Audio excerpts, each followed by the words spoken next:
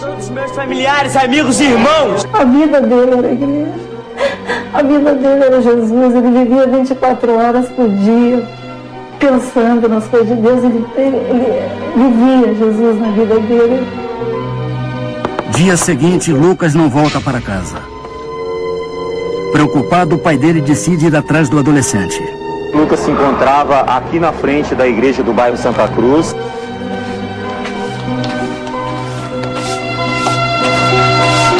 Bom dia. Bom dia. A senhora viu o Lucas sair? Na igreja frequentada por Lucas, o pai consegue uma pista. Depois do culto, Lucas tinha saído acompanhado de um pastor. Obrigado. De nada. Quando o pastor Silvio Galiza chegou e levou ele em direção ao Vale das Pedrinhas. Obrigado. Quem é o pastor Silvio Galiza? O pastor Silvio Galiza afirma: deixou o adolescente num ponto de ônibus. Lucas, ele veio comigo ontem. Segundo ele, Lucas ia para outra igreja. Ele disse que ia para a igreja da Pituba. É sozinho? Sozinho, estava sozinho. O Lucas, segundo o que falou o pastor Galiza, desceu essa rua, chegando até o final de linha, onde pegou um ônibus.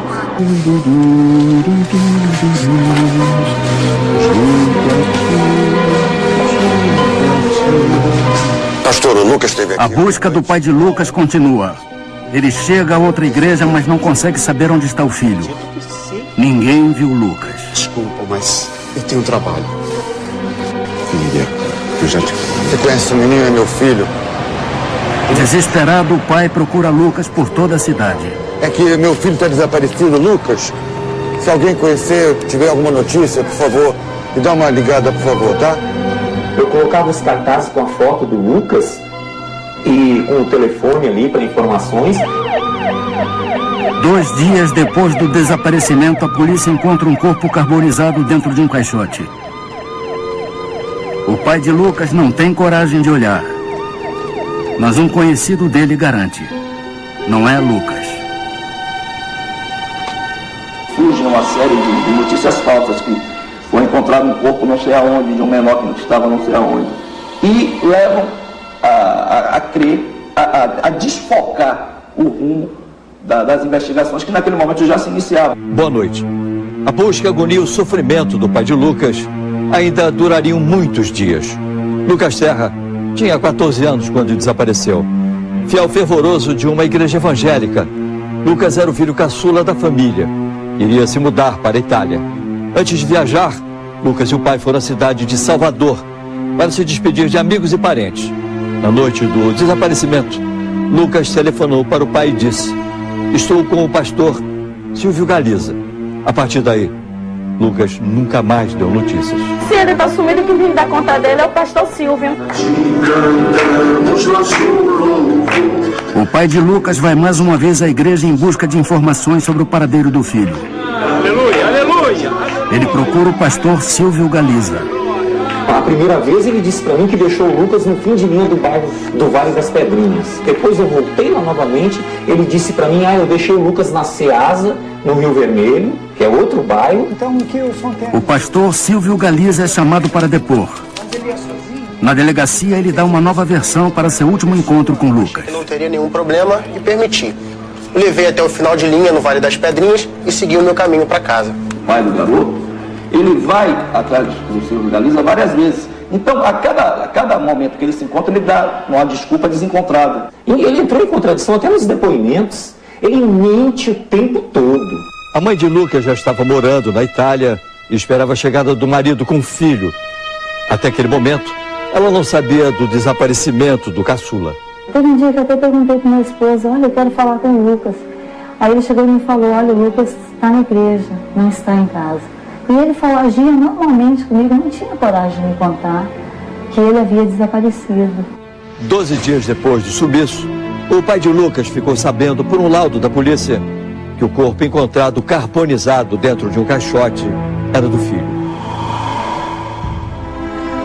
O pai do adolescente é chamado para reconhecer alguns objetos do filho. O laudo médico traz uma dolorosa revelação. Meu filho foi queimado vivo. Eles fizeram a fogueira santa não com os pedidos de oração dos fiéis. Eles fizeram a fogueira santa com meu filho, com Lucas Terra, uma criança inocente, uma criança pura. É isso que me revolta. Porque ele gosta tanto de vestir terno, gravata, eu quero vestir ele assim. A senhora não vestiu o Lucas, porque ele foi carbonizado, ele foi queimado. Ai, meu Deus.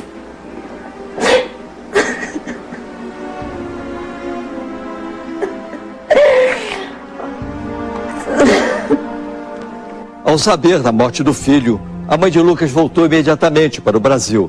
Desde então, os pais lutam para descobrir o que aconteceu com Lucas Terra. Nossa vida tem sido atrás de justiça, atrás de solução para esse crime. A gente não está com esse crime solucionado ainda. Você vai ter agora como foram os 3 últimos meses de vida do adolescente Lucas Terra. Aleluia, aleluia, glórias a Deus. Aleluia. Janeiro de 2001. Lucas chega a Salvador. Logo ele procura uma igreja evangélica para frequentar. O local fica a pouco mais de 100 metros de sua nova casa. Frequentava essa igreja no Rio. Chegou, se apresentou para todos nós, disse que era obreiro lá em Copacabana. E a gente integrou o nosso grupo de obreiros, né, de amigos, a gente saía, conversava, passeava. O pastor Silvio Galiza se aproxima de Lucas. de Deus, meu filho. Silvio Roberto Santos Galiza tinha 21 anos e era pastor auxiliar. Segundo testemunhas, Silvio já tinha sido transferido de outras igrejas por comportamento inadequado. Por causa disso, os fiéis o conheciam por um apelido: o secretário do diabo. Era um lobo vestido de cordeiro. Parabéns, Lucas. A partir de hoje você vai ser meu auxiliar. Segundo testemunhas, o pastor Silvio Galiza nomeia Lucas como seu assistente informal. Ele começa a controlar a vida do adolescente. Fica só entre a gente. Eu não queria que Lucas se aproximasse a ninguém. E eu achava muito estranho, porque pastor nenhum, dentro do tempo que eu estava na igreja, eu nunca vi pastor nenhum fazer isso. Várias e várias testemunhas relatam a obsessão que Silvio Galiza tinha por Lucas Terra.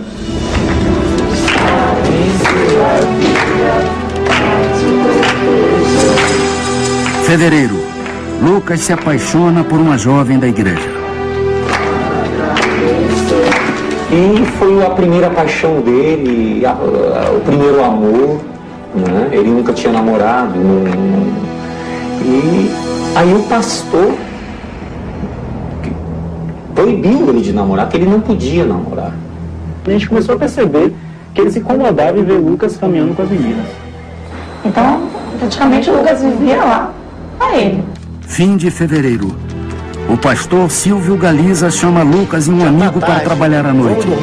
Ele convida os adolescentes para dormirem na igreja.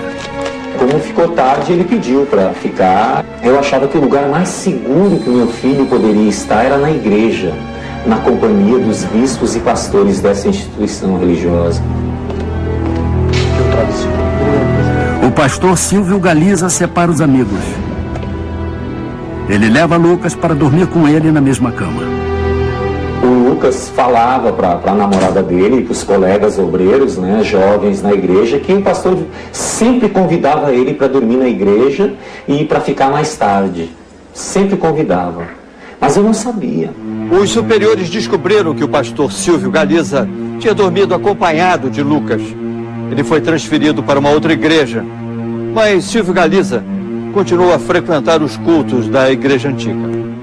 Silvio Galiza continuou a frequentar os cultos da igreja antiga. 21 de março, 9 horas. Depois do culto, o pastor Silvio Galiza vê Lucas com a namorada e amigos. Ele interrompe a conversa. Aí eu perguntei, Lucas, você vai pra onde? Ele fez, eu vou ali. Eu ali aonde? E ele continuou dizendo, eu vou ali. Eu falei, Lucas, eu não te digo nada, você não conhece nada aqui em Salvador, uma hora dessa, você vai pra onde? E ele mesmo ainda assistindo, eu vou ali. Aí o pastor Silvio me olhou de cara feia. Lucas deixou os amigos e a namorada, desmarcou o compromisso que tinha com outro amigo e obedeceu ao pastor Silvio Galiza. Junto com ele, seguiu um outro pastor auxiliar. Era a noite do desaparecimento de Lucas Terra. Segundo os colegas do Lucas, né, os obreiros e obreiras, desta igreja, ele tinha uma atitude dominadora sobre o Lucas. Eu não sabia, não era do meu conhecimento, que ninguém me dizia, nem Lucas falava, né? Porque ele era muito obediente, ele acreditava muito na igreja em si, nos pastores e bispos dessa igreja. Pai do Senhor, irmão. Graça e paz. Vá na bênção de Deus, irmão. Amém. Lucas, meu filho, foi muito bom te conhecer. Igualmente. Num lugar conhecido como Vale das Pedrinhas, o pastor auxiliar se despede. Ou o ônibus, Lucas, vamos? Lucas e o pastor Silvio Galiza pegam um ônibus.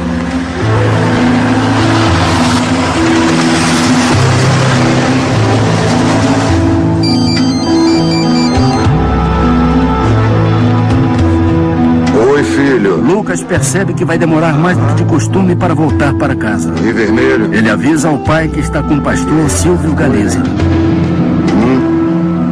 Naquela noite, Lucas ligou deste orelhão.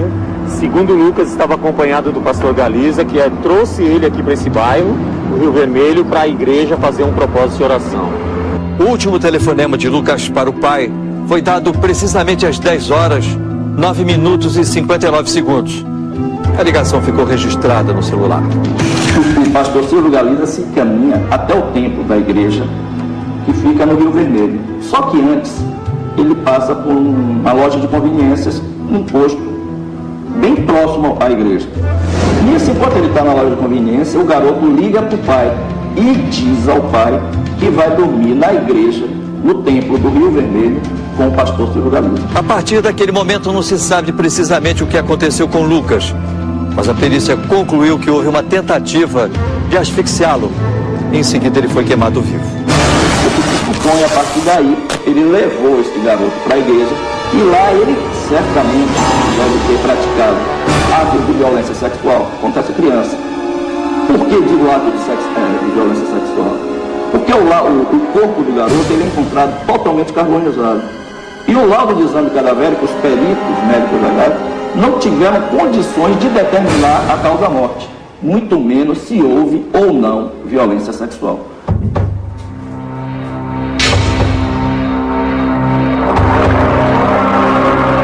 Os peritos examinam os restos de madeira e o tecido encontrado junto ao corpo carbonizado de Lucas.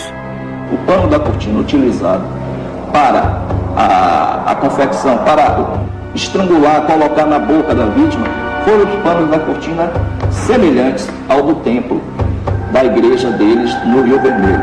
Em outubro, o inquérito foi concluído. Silvio Galiza passou a ser acusado do assassinato de Lucas Terra, mas a polícia não pediu a prisão do pastor.